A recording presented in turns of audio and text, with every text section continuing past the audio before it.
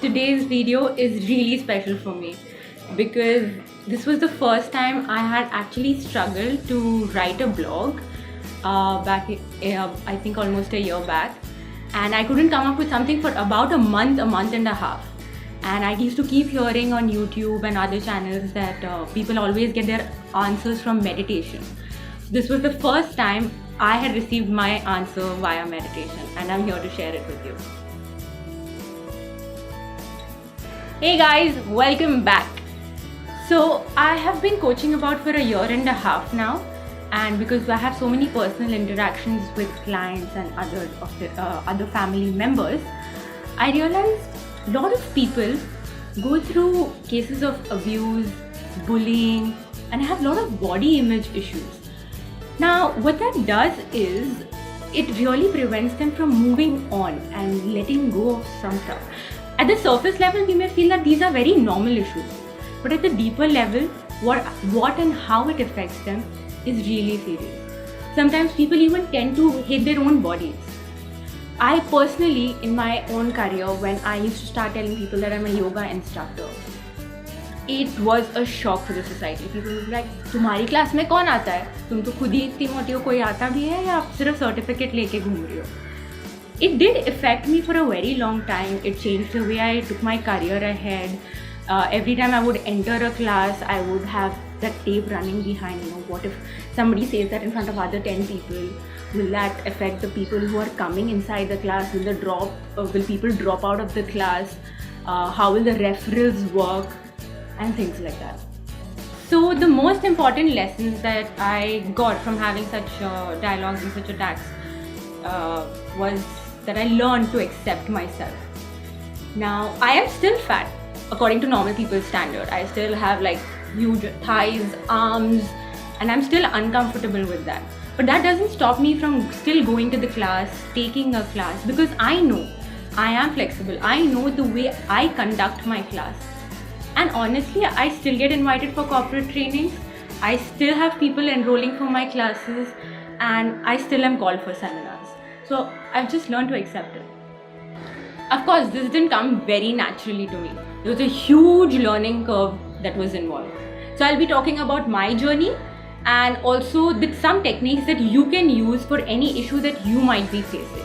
So make sure you watch the video till the end, subscribe, and also hit the bell icon for future updates. So when I started teaching yoga, especially in my first year, I used to enter the class with constant fear.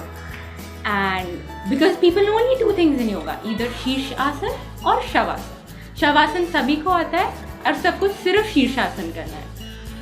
And the thing is, I didn't know that. I had only done a beginner's certification, and I always used to fear कि अगर किसी ने class में मुझे पूछ लिया, let's do that, how will I make them do? And wouldn't it be humiliating as a yoga teacher not to be able to perform all the asanas that people are expecting you to perform? Every time I would enter a class, it would take me about 10 to 15 minutes to get comfortable until I wasn't sure that everybody in the class is less flexible than I am. I know it sounds ridiculous, but that's how it was. That's the only thing that gave me confidence to go ahead and take the session the way I wanted to without feeling some sort of a complex.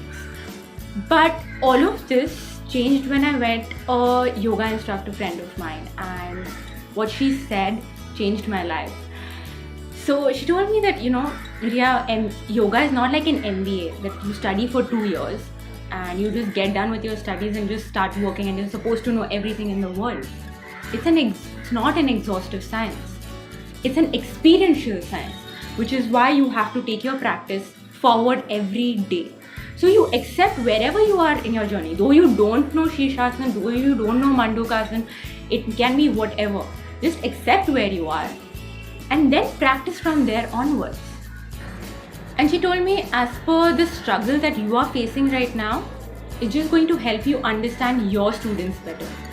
Because even they will go through the same struggles of not being able to do an asana. They will not be able to accept themselves when the other students in the same class are able to do it. This really shifted and relieved me of so much pressure, and since then I've been trying to incorporate it in most of my coaching sessions. Now here's how you can learn to practice how to accept yourself. All you need is a mirror and a quiet space. A full-length mirror would be preferable, but it's okay even if you have a small one. I want you to go and stand there and say out loud 50 times, I approve of myself. Yes, 50 times.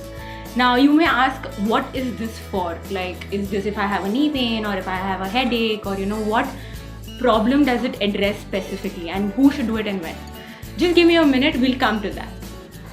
So when I started this practice of saying I approve myself, I remember the first time that I did it, I was almost sure that there's going to be no difference. I was really convinced. But I said, let's just try for fun, before you recommend it to someone, might as well experience it. And the experience was so transformative, I can't even tell you. I said it for 10 times and I could start feeling sensations in my chest and my throat area. About when I reached 30 to 35 times, I could, the emotion just deepened again and again. I don't know what it was, but then I just kept going and I kept going louder with it. So it may vary for you, but I urge 50 times is really appropriate, because when I actually was counting on my hands simultaneously, at the 50th or about 55, you may extend it if you want, the emotion was completely out. Now, this may vary for you. You may not feel the sensations in your body. You may see a physical change. Maybe you want to stand more relaxed. Maybe you want to sit down and you want to say it. Maybe your breathing changes. The experience might be very minute to a life-changing experience. So you have to try it for yourself. So what this does is, if you are consciously addressing an issue, it helps you to try and heal that. But in my case, what happened was, I was not aware of what issue is there. I was just doing it for fun. So the issues actually which were unresolved came up, and that's how the healing process started. Now, I urge you to try it out and find where your comfort zone is and what you experience and share with me. So I received this amazing technique from this book right here, You Can Heal Your Life by Louise Hay. I urge all of you to get one copy and read it. It's amazing. There are a lot of affirmations that you can personally go through and work on yourself. Now, I'll provide a link below in the description so that you can purchase the same. If you want to share your experience with me, you can write to me at riyyog@gmail.com, RIYYOG, or also personal message me on my Twitter handle, Riyyog. So be prepared, love yourself, accept yourself, because your moment will come. Whether you're prepared or no is another story. Namaste, until next time. See you next week. Bye-bye.